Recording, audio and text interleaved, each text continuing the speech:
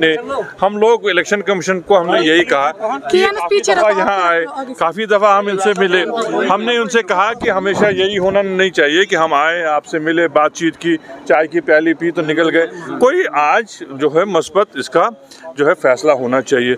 और हमने इनसे कहा कि 2018 से यहाँ कोई गवर्नमेंट नहीं है, 10 साल से इलेक्शन हुए नहीं हैं, एक एलजी साहब और उनके एक आधा एडवाइज़र और चंद अफसरान इस रियासत को नहीं चला सकते। हमारी मुश्किलात बहुत हैं, पॉलिटिकल मुश्किलात हैं, हमारी डेवलपमेंट के इश्यूज़ हैं, हमारी सिक्योरिटी के हवाले से मुश्किलात हैं। हर तरह को एक माइक्रो लेवल पे जब लोगों के रिप्रेजेंटेटिव्स हो तो लोगों को राहत मिल सकती है। इसलिए हमें इन्होंने भी इत्मीनान दिया है कि इस दफ़ा इलेक्शन इंशाल्लाह उम्मीद है कि होंगे। क्या सिक्योरिटी को लेकर कोई बातचीत हुई कि मतलब बाकी पार्टियों की सिक्योरिटी ले ली जाती है? देखिए, हमने इनसे काफ़ी मामला पे बातचीत की। एक ये भी बात की कि एक लेवल प्लेइंग फील्ड मिलना चाहिए।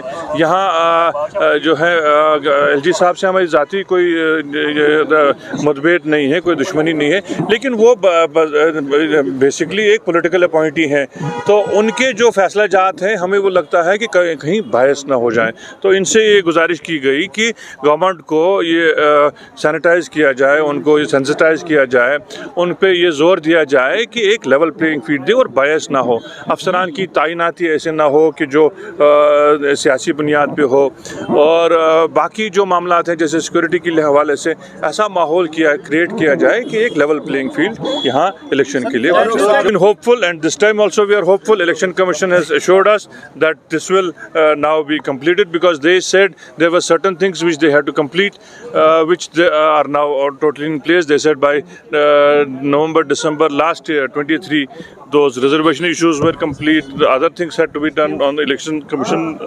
basis. They have been completed, and now I don't see any reason for not conducting the election. जो सुप्रीम कोर्ट की डेडलाइन है उसके अंदर आपको लगता है कि इलेक्शन करवाए जाएंगे?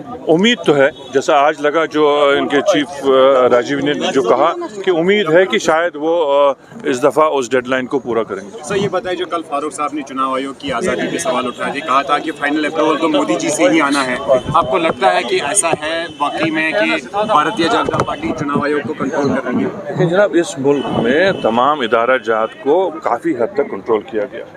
आपकी अगर बात करें कि मीडिया की, प्रेस की कोई वो है फ्रीडम है उस लेवल की जो हम चाहते हैं, तो उनका जो खदशा है वो भी अपनी जगह दुरुस्त है। और हमने वही इनको गुजारिश की कि एक लेवल प्लेइंग फील्ड आप यहाँ करें ताकि इलेक्शंस उस माहौल में हो जहाँ हमें ये लगे कि ये फ्री एंड फेयर।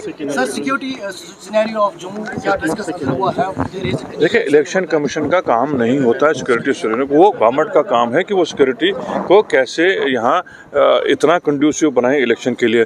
और अभी जब हमने पार्लियामेंट का इलेक्शन इतना अच्छी तरह यहाँ कंडक्ट किया, कोई वजह नहीं है कि असेंबली इलेक्शन ना हो सके। हमने ये भी इलेक्शन कमीशन को कहा कि इनके जो प्रेडिसेसर्स हैं उन्होंने मुश्किल दौर में यहाँ इलेक्शन किए हैं।